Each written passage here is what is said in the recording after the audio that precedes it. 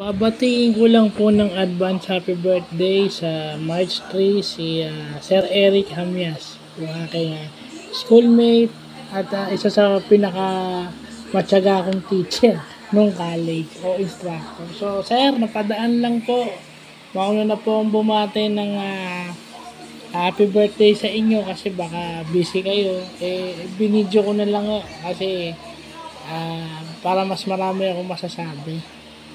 So, napadaan lang po para batiin kayo ng happy birthday in advance para kasi baka makalimutan ko pa po hanggat naalala ko po yung birthday nyo ng mas maaga binabati ko na po kayo para hindi ko na baka makalimutan ko pa yun na lang po ang may regalo ko sa inyo ngayon.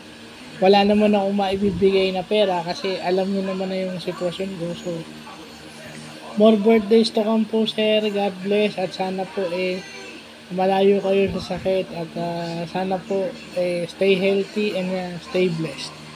So, thank you po.